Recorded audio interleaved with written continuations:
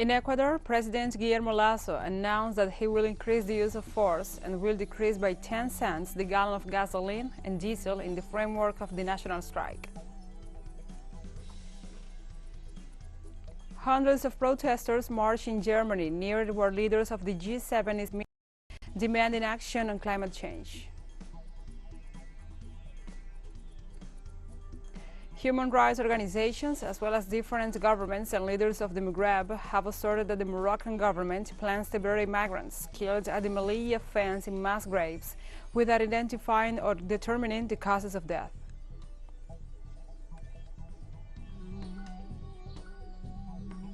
From the headquarters of TeleSUR English in Havana, Cuba, this is From the South. I'm your anchor, Gladys Quesada, and these are the news. On Sunday in Ecuador, a few hours before reaching the 15 consecutive days of protests, President Guillermo Lasso announced that he will increase the use of force and will decrease by 10 cents the gallon of gasoline and diesel.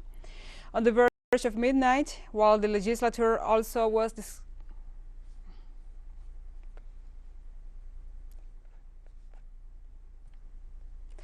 On the verge of midnight, and while the legislature discusses his impeachment, the head of state assured that the decisions taken by his government helped demonstrators to return to their territories. However, manifestations in the capital and at national level continue.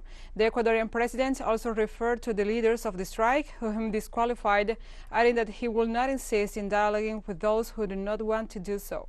Although President Lasso assured that his government is committed to resolve all the points on the agenda of the native peoples, he also promised that the national police and the armed forces, which have been accused of serious human rights violations in the context of the mobilization, will continue to make progressive use of force.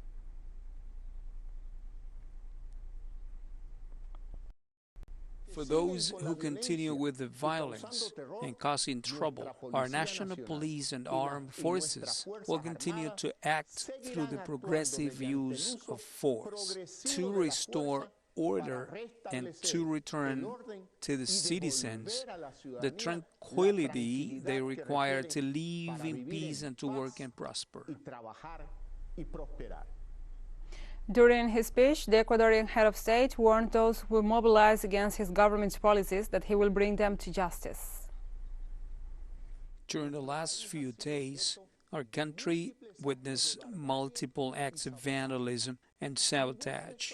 None of these crimes will go unpunished, and all those who have committed them will be brought to justice. At the end of the speech, President Lasso announced a reduction in fuel prices. I have decided to reduce the price of extra and Eco gasoline by 10 cents per gallon, and diesel also by 10 cents per gallon. The President of the National Assembly of Ecuador, Virgilio Saquicela, suspended for a few hours the parliamentary session that is discussing a request for the impeachment of President Guillermo Lasso. At the time of the suspension, Saquicela pointed out that there are still more than 40 requests from deputies to give their opinion on the request to impeach the Ecuadorian head of state. The Union for Hope coalition presented the request, accusing President Lasso for not trying to solve the political crisis that has shaken the country since the beginning of the mobilizations called by the Confederation of Indigenous Nationalities of Ecuador. Once the debate on the impeachment request finishes, legislators will have 72 hours to vote whether or not to proceed with the measure against Guillermo Lasso. For its approval, the petition requires at least 92 votes in favor of the more than 137 legislators in Congress.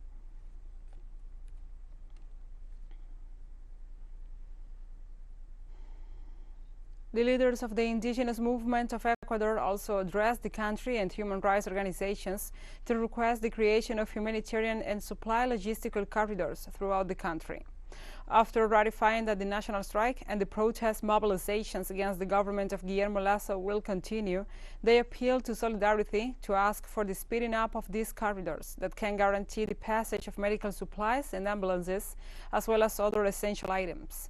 Leonidas Issa, the president of the Confederation of Indigenous Nationalities of Ecuador, also called on the Red Cross to be guarantors of the functionality of the humanitarian routes they are creating.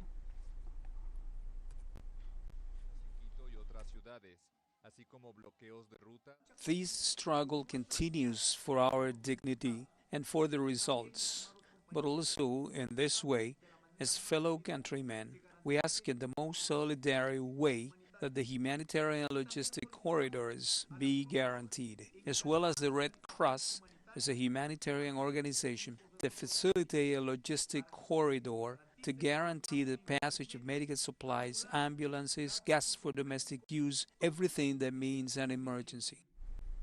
After extending the state of emergency for the fifth time, the government of El Salvador will keep more than 36,000 alleged gang members in preventive detention. In a statement, Attorney General Rodolfo Delgado, the measure will be enforced until all detainees face the corresponding criminal proceedings. According to the Presidency Office, 8 out of 10 gang members arrested by the National Civil Police await their criminal process in jail.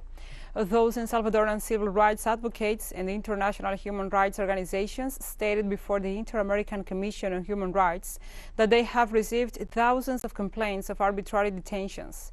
The organizations also denounced that at least 52 people died while in state custody.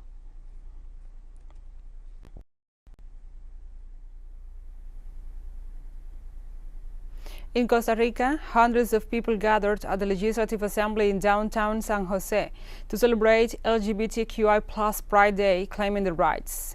The mobilization that took place after 2 years due to the COVID-19 pandemic had several groups that expressed their discontent about the commercialization of the space by companies that still do not act in favor of the diverse groups. They reiterated once again the importance of continuing to fight for the defense of rights, demonstrating that there are no second-class citizens. The march concluded at the National Stadium, located in the Metropolitan Park La Sabana in San Jose, where various cultural activities took place.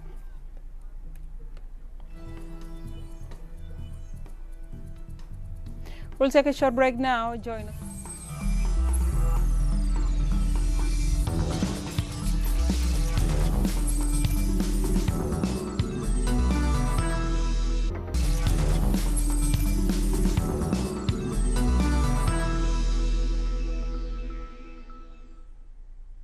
Welcome back from the South. Hundreds of protesters marched in Germany near where leaders of the G7 are meeting, demanding action on climate change. Demonstrators demanded that the G7 countries fulfill their responsibilities and become more active in tackling climate change and global hunger, among other issues. Protesters said world's problems cannot be solved by the world's 7 largest industrialized economies alone. They can only be truly solved through the platforms such as the United Nations. Under a banner reading "Global Justice, Saving Climate Instead of Warming," several speakers addressed the crowd of protesters calling for more action to fight climate change.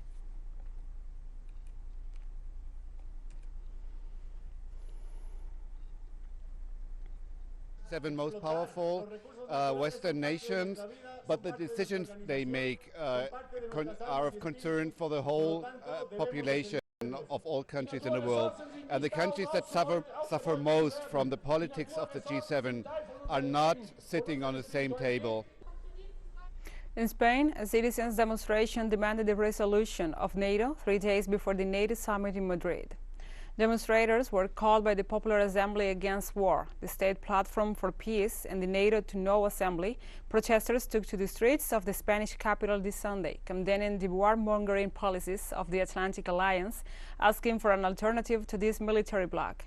At the same time, participants of the mobilization expressed their disappointment by means of banners to the Intergovernmental Military Alliance, at the same time that they cataloged NATO as an unnecessary instrument that has become an obstacle for peace and has meant an unnecessary investment of resources, which, according to demonstrators, could be directed to the hospitals and schools.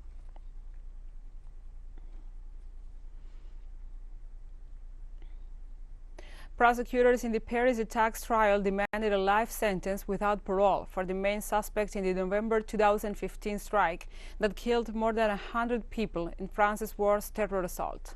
Salah Abdeslam is the only surviving member of the attackers, who opened fire in the Bataclan concert hall and on cafe terraces in adjacent streets and detonated suicide bombs at the Stade de France sports arena. Also on trial are 19 others accused of various degrees of assistance to the killers, from providing logistical support to planning the attacks or supplying weapons. Prosecutors also requested standard life sentences for suspected Islamic State members and a Belgian accused of having provided weapons and logistical support. The verdict is due on June 29th.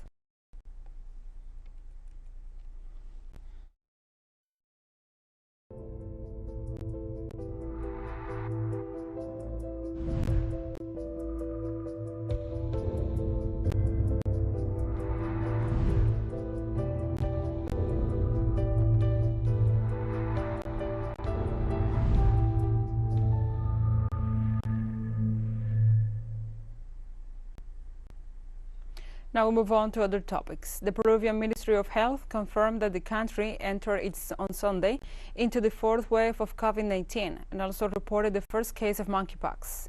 According to the Health Ministry, the ceiling set for the number of infections has been exceeded by 5%. Last week, the country confirmed 1,800 patients with the virus, while in the week ending this Sunday, the figure has risen to 11,000.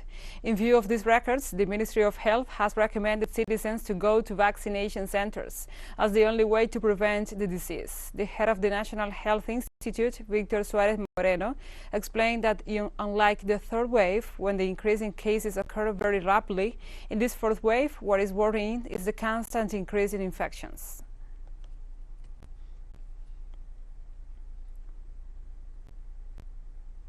Elementary, middle, and high school students in China's capital, Beijing, started returning for in-person classes on Monday as the COVID-19 pandemic situation is in the city.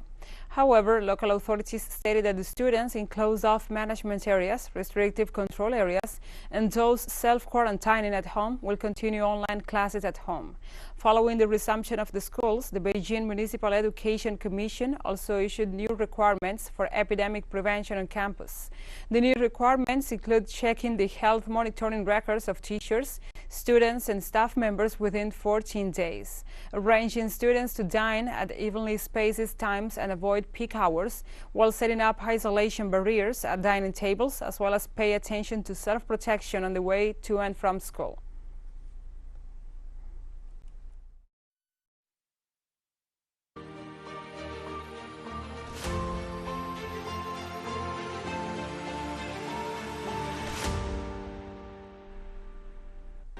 And the Russian Defense Minister Sergei Shoigu visited on Sunday for the first time the Russian forces stationed in Ukraine. According to the statement for the Defense Minister, it is an inspection of the troops taking part in the military operation in the east of Ukraine. Minister Shoigu received the reports of the commanders on the current status and actions of the operation. The visit of the Defense Minister coincides with the advance of Russian and pro-Russian troops in the Lugansk Oblast, where they gained full control of Severodonetsk and began the tactical deployment in Lysychansk, the last stronghold in the Oblast with the presence of the troops loyal to Kiev.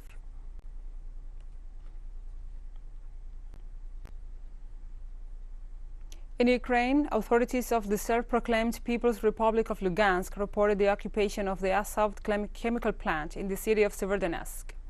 Withdrawal from Severodonetsk is a major setback for Ukraine since the loss of the southern port city of Mariupol. Azov is a major industrial center, accounting for 22.18% of the total industrial output in the Oblast region, with 32 large enterprises and 1,200 private enterprises. Is one of the largest chemical plants in Europe. The latest Russian advances seems to bring the Kremlin closer to total control of Lugansk, one of the objectives of the operation declared by Moscow.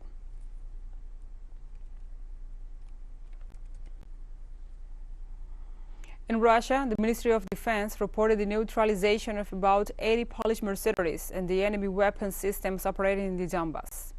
Defense Ministry spokesperson Lieutenant General Igor Kinashenkov, during his daily briefing, reported that the Russian Air Force attacked a zinc factory in the Donbass. The spokesperson also said that about 20 armored vehicles and 8 Grad multiple rocket launchers were destroyed in the town of Konstantinovka. Konashenkov also said that other strikes were carried out in other areas of the region, immobilizing artillery pieces, drones, and military personnel. The Russian defense spokesperson also noted that the nation's forces intercepted a Toksha-U ballistic missile in the air near the town of Molodzovye in southern Ukraine.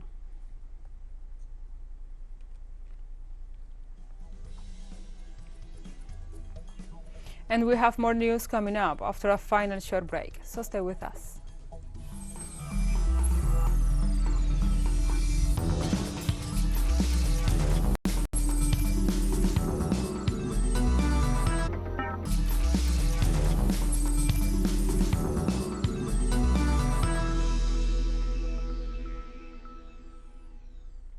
Welcome back to From the South.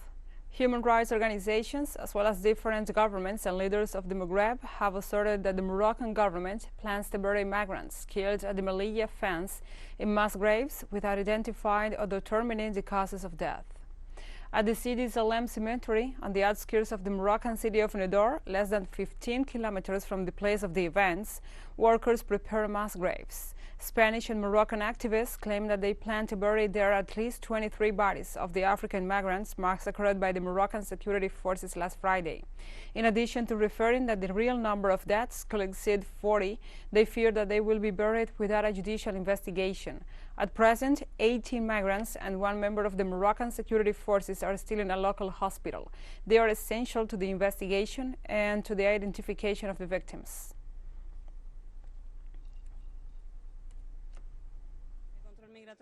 Migration authorities make sure that there is no transparency. They hide and manipulate information. In other cases, they fail to investigate. Some of the information belongs to Morocco, and the treaties are on the basis of silence.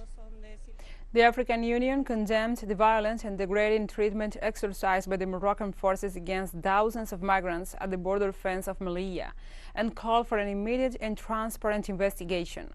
The president of the African Union Commission, Moussa Faki Mohamed, expressed his deep shock at the violent treatment of African migrants who tried to cross one of the international borders of Morocco with Spain. The senior official of the regional group recalled that the countries must comply with their obligations under international law, which includes, among other principles, that all migrants be treated with dignity, while safety and human rights must be prioritized. Human rights associations on both sides of the border put the total number of deaths at between 27 and 37.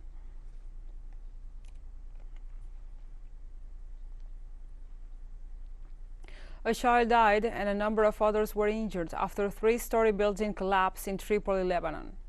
Residents of the Dar el-Mahar area in Tripoli and rescue workers pulled a dead child and a number of injured people from the rubble following the collapse in the northern city.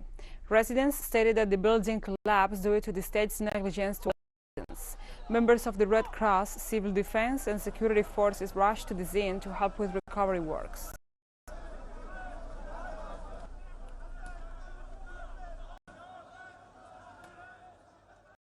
Due to the state's negligence in such old buildings, a brick fell from the building, and when someone tried to move it, the whole building collapsed. The Ministry of Defense of the Russian Federation again denounced that the U.S. troops are training terrorists inside the Al-Tanf military base in southeastern Syria on its borders with Jordan and Iraq. The Russian defense assures that despite the complexities of the operations being carried out in the desert, they have detected the hideouts of the terrorists who were neutralized in several operations over the weekend. The Russian report details that the Pentagon troops are training the Daesh terrorists who attack civilians and facilities in the country. Both Damascus and Moscow have warned in numerous statements, reports, and interventions at the UN Security Council that Washington uses the Al-Tanf military base as a safe haven for terrorists.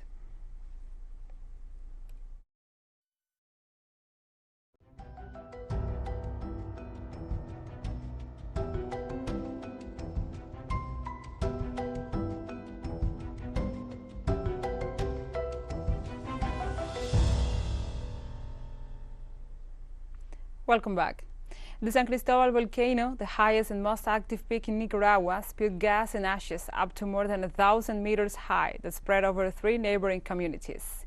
In a statement, the Nicaraguan Institute of Territorial Studies said that due to the effect of the wind, a small layer of ash covered the communities of Las Grecias 3, Las Grecias 4, and the city of El Viejo. The institute also confirmed the activity of the volcano was of moderate intensity and did not cause major damage to nearby towns.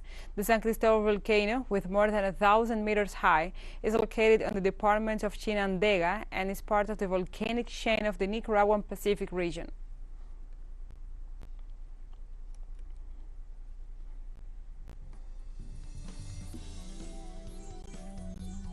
And we have come to the end of this news brief. But remember, you can find these and many other stories on our website at telesurenglish.net. And also, if you feel so inclined, please join us on social media for all the latest news. We are on Facebook, Twitter, Instagram, and Telegram. For TeleSUR English, Gladys Quesada, thank you for watching.